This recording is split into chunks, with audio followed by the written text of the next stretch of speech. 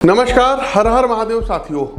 22 जून को रात्रि 9:17 पर राजकुमार बुध कर्क राशि में गोचर करेंगे।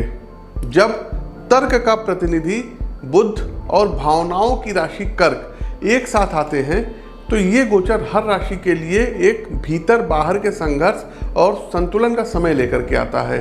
किसी के लिए ये मानसिक चंचलता बढ़ाएगा तो किसी के लिए छिपे हुए अवसर खोल सकता है। कहीं रिश्तों में नई समझ पैदा होगी तो कहीं ध्यान देने की आवश्यकता महसूस होगी।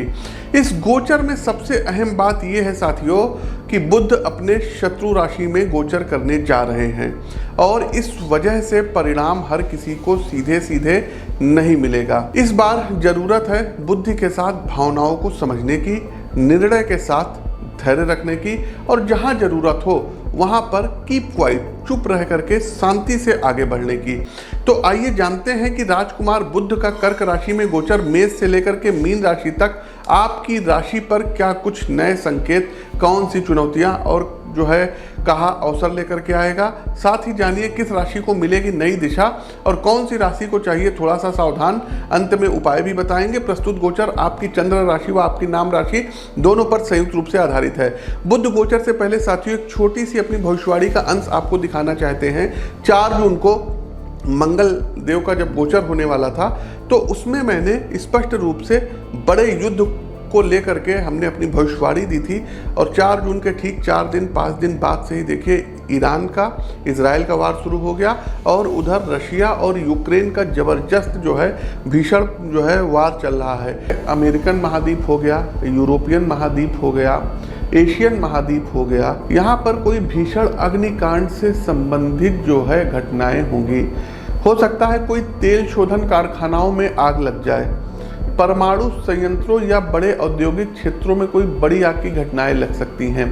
किन्हीं 2 देशों के बीच में बहुत बड़ा कोई युद्ध हो सकता है और कोई अग्नि से संबंधित अस्त्र शस्त्रों का, वेपन्स का प्रयोग हो सकता है। वर्तमान में जो रूस और यूक्रेन के बीच में विवाद चल रहा है तो आगे हो सकता है कि रशिया कोई ऐसा बहुत बड़ा कोई अटैक कर दे यूक्रेन के ऊपर जिसमें बहुत बड़ा मानवीय संकट आ जाए, लोगों की अकाल मृत्यु होना शुरू हो जाए। इसके साथ साथ साथियों कोई बहुत बड़ा आतंकवादी हमला एशियन महाद्वीप में हो सकता है, अमेरिकन महाद्वीप में हो सकता है।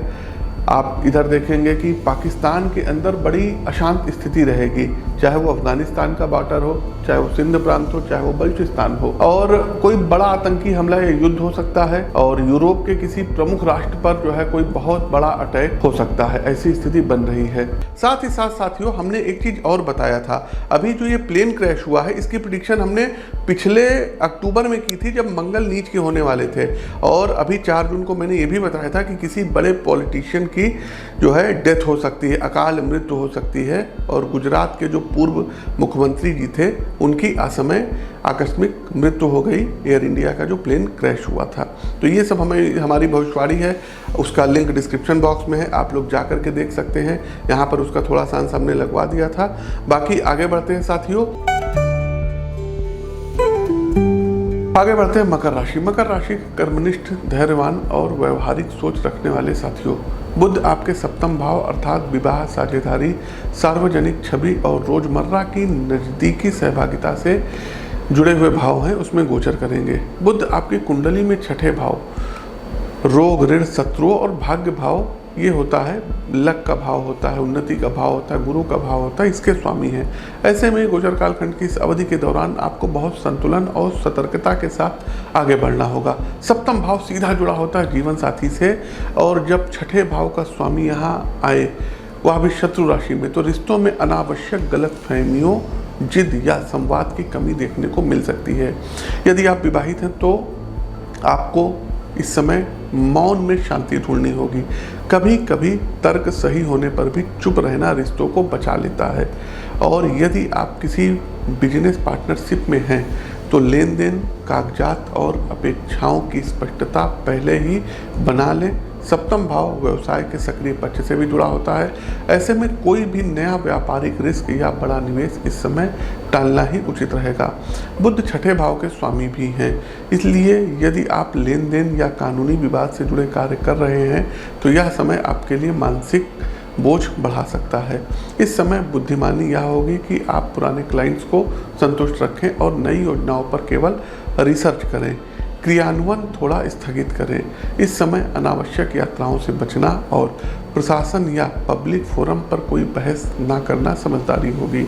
यदि किसी फॉर्मल पेपर वर्क या लीगल डील में फंसे हैं तो खुद से आगे न बढ़ें। किसी जानकार की सलाह जरूर लें, तब आगे बढ़ें, और किसी ज्योतिषी की भी सलाह जरूर ले सकते हैं। अब साथियों, ये तो था मेष से लेकर के मीन राशि के लिए गोचर। उपाय पर आ जाते हैं। उपाय क्या करना रहेगा? सबसे पहले बात, ये कर्क राशि में जा रहे हैं तो कोशिश कीजिएगा साथियों कि बुधवार वाले दिन फिटकरी से अपने दांतों की सफाई करिएगा।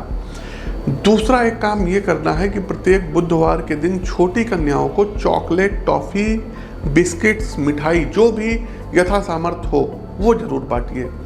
तीसरा एक काम करना होगा साथियों, ओम बुम बुद्धाय नमः, ये बहुत अच्छा मंत्र है, पावरफुल मंत्र है। इस मंत्र की एक माला का चांट आप लोग जरूर करिए और साथ ही साथ चंद्रमा के मंत्रों का भी जाप करिए। ओम ऐं क्लीं सोमाय नमः। ये 2 मंत्र यदि आपने कर लिया तो ये गोचर आपको बहुत ही सुखद परिणाम प्रदान कराएगा। प्रतिदिन संभव हो तो गणेश भगवान के दर्शन करिए। गणपति अथर्वशीर्ष का पाठ स्वयं करिए या फिर सुन भी सकते हैं। इसके अलावा बुधवार वाले दिन गणपति महाराज को दुर्वा अर्पित करें। यदि आपके आसपास के क्षेत्र में हाथी हैं तो हाथियों को गन्ना खिला सकते हैं, हरा चारा आप लोग खिला सकते हैं। हाथी नहीं है तो कोई चिंता की बात नहीं है, गाय माता है।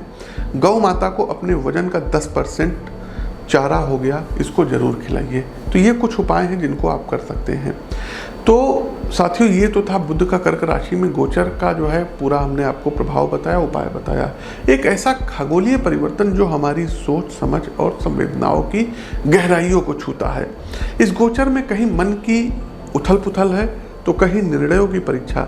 लेकिन याद रखिए, यही समय है जब बुद्धि और भावना के बीच संतुलन बना करके हम अपने जीवन की दिशा तय करते हैं। अगर आपको ये वीडियो ने सोचने पर मजबूर किया है या आपने खुद को किसी भाव से जुड़ा पाया है तो कमेंट करके ज़रूर बताइए आपकी राशि के लिए कौन सा हिस्सा सबसे ज़्यादा रिलेटिव रहा।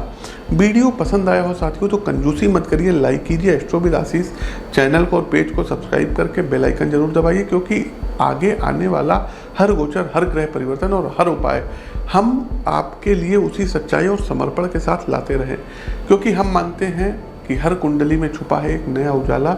बस ज़रूरत है सही वक्त पर सही ज्ञान की।